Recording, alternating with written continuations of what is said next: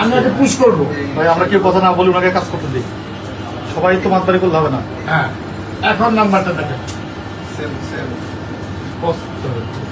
চালান চালান চালাই যান। ঠিক আছে, পিছের লোক চালাই যান। এই যে,